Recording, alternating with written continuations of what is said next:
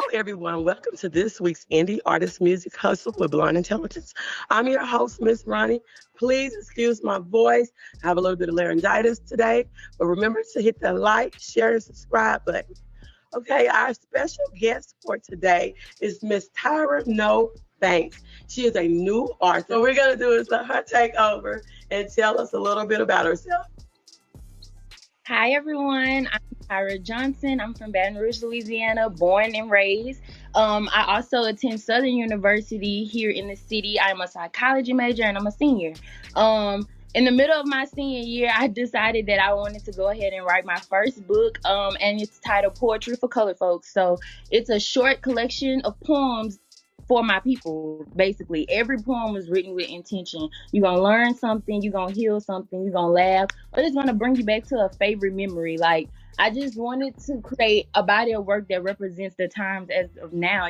Like a lot of the books that we have are from older authors, and like I'm 26, I'm living in current reality. So we got a little bit about the coronavirus going on, just talking about some of how like the Black family is not what it used to be. We don't have cookouts and stuff anymore, and I just really want to create a body of work that like reflects where we are as a community right now. And then also, while I'm in college, I also have a YouTube channel, so I have a little content creation going on. I like to get on TikTok and make videos and stuff and just try to get my face out there. And then also, like, I just went into the studio for the first time and recorded a song, so I'm excited about that as well. And I'm just excited to be so young and like trying to do so much. And like you always say, like, young people not doing anything, and like I'm really throwing my mustard seeds out there, and I'm really excited and proud of the work that I put together.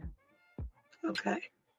So tell me, is being an author something that you have always wanted to do? Did it coincide with your major, or was it life experience that made you want to write a book? I've always wanted to be an author. I actually started writing poetry when I was 6 years old. The first poem I wrote was a poem dedicated to my grandmother after she passed, and it kept going from there. And I didn't really think of it as a talent. It was just something that I did. But I won the President's Award when I was in elementary school for my writing, and I had a teacher tell me, she was like, "You're gonna write books one day." And you hear people tell you that, and you go on about your life, and then this year, my senior year, I got an opportunity to turn that into a reality. So it's something that's always been with me. I just didn't think I recognized my potential right away. And then completing the book made me realize, like, oh, you nice. Like, you you got a talent, and keep going with it. So. Okay. So you mentioned that you went into the studio and recorded your first track. So the reason why I'm going to ask you that, I have interviewed and talked to other artists that actually started out writing poetry. Do you think poetry is a gateway to music? Absolutely, it's the same thing. It's just without a beat. A lot of times when I do spoken word, people always tell me, like, it sounds like you spitting over a beat, and I'm like, well, it's the same thing, And I definitely think it was a gateway. I think when I finally realized that it was the same thing, I was already older, but that's what made it good, because it was like I'm already used to doing it. Now I just need to put it over a beat and step into the studio, and it made it so much smoother. I feel like you have to teach, when people don't start with a writing background or a poetry background, you have to teach them how to do certain things. When you already know how to do it, it's easier for you. It was like that. So do that make you have any type of, like, I would say, impatience for working with other people who might not grasp it as fast? Or how are you when you work with other people? So I'm gonna assume you mean like other artists or other people that write poetry? Well, I'm talking about when working on music, because when working on music, you're going to have to work with a lot of different people if you can't do all of the steps and the components yourself. So being that much of it that you can do yourself, how are you working with other people? I'm great with working with other people. That's something that I do, on the everyday. I think where I get maybe a little bit frustrated is because I have a writing background and not a music background mostly. It's like people would assume that I don't know certain things. And then when I do, it's more so like, like that kind of dumb blonde moment. They're like, oh, she knows how to do this already. And I'm like, yeah, I've been doing it. So that's the only thing. But I can work well with people. I just don't like for my intelligence to be downplayed at all. Okay. So I came across you on social media. Mm-hmm. And you have a post. I want you to tell everybody about what you got going on and where you're trying to get your book. Oh, I would love to. So I'm a part of CLI. It's this book initiative where they find young authors and they give them a chance to write their own book. So they take you through a whole process. It's a whole year. Every time you write a page, there's someone there to check, what you're doing. And then when you get to the end, you have this full book, and then you have this opportunity to go to California and compete for publishing. So that's the stage that I'm in now. The book is completed, but I'm looking to be published. So at this conference, it's going to be hundreds of young Black authors, and you're going to go on stage and you recite, 2 of your poems or whatever your work is. And you basically give them like a synopsis of what your book is going to be about. And then after that, you'll win the publishing deal. And this deal could potentially put my book into bookstores, retail stores all over the United States. And I'm so excited about it because, I'm just a little Black girl from Louisiana. And to think that one of my books is going to be in Target somewhere around the world, like that just makes me so excited. And I wanted to share that with social media because, I'm looking to get donations from people so that I can make it to California and to compete. Like I said, I know when I step into the room, I'm going to come home with it. I just need to get there. And that's why I went to social media with it. Okay. So do you think that social media has been good for you or more work for you? It's been great for me because I was so shy at first, and then putting my face in the camera doing YouTube at first opened me up to the idea of even sharing my poetry or even going to the studio. And then when I stepped away from YouTube and did TikTok, I would sing on TikTok. I would do all different type of stuff, and it was the confidence that I got from like my followers and my supporters. Every time I went viral for doing something, just to see in the comments, like it reinforced me that I'm talented. So it definitely helped me. Okay. Tell me about your music side. My music side. So I've always been a singer. I grew up in the church. Like I said, I'm from the South, so Baptist church. That's always been a part of me. Singing with my grandmother, singing with my mom, singing with my friends. When I was coming up, music was a big thing in schools as well. So we had choir. I'm getting choir in church and at school all the time.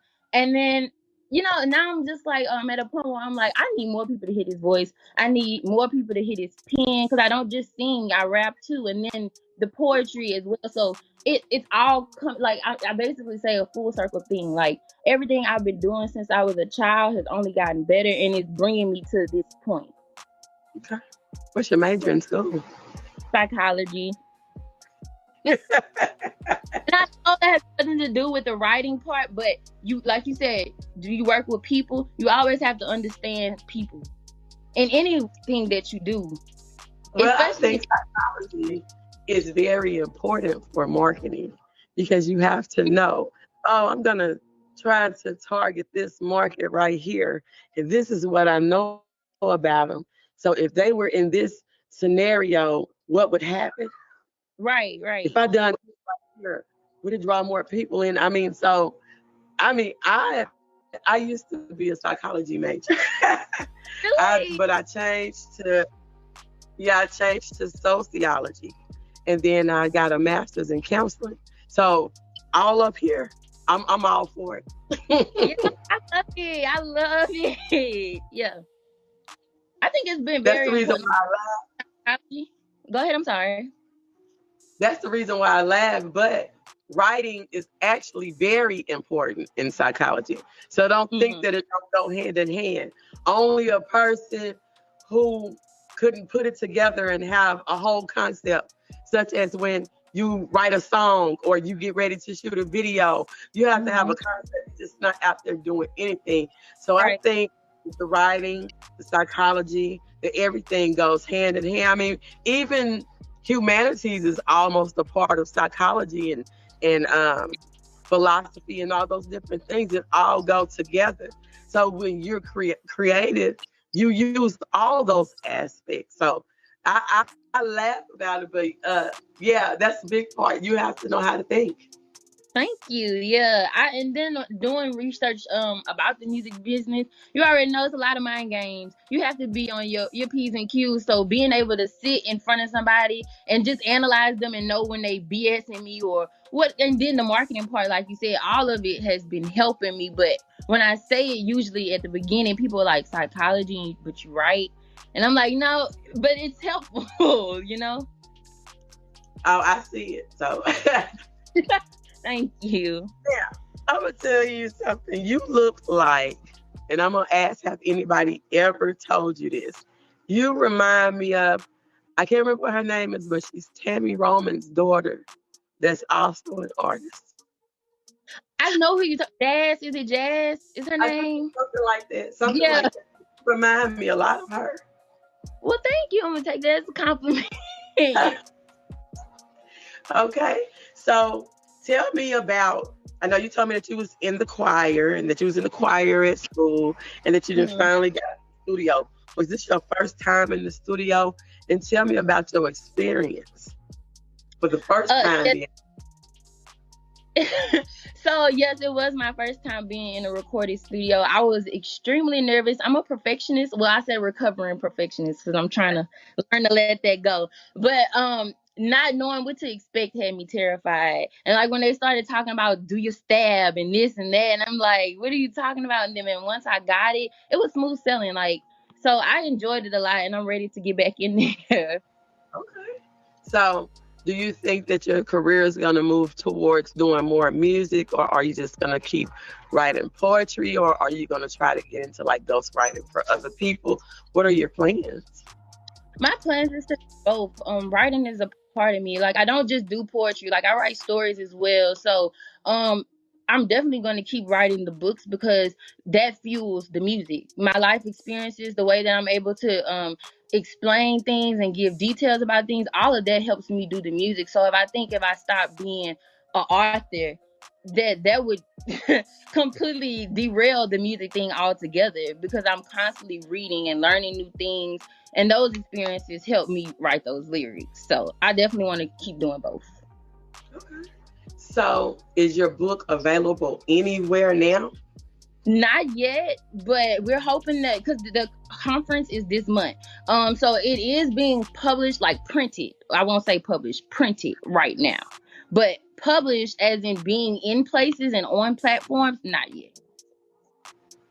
We'll talk after this. I have a friend that owns a publishing company, and she's also an editor, and she has been a New York bestseller for many times over. And she's from Thank right here. She's from you. right here.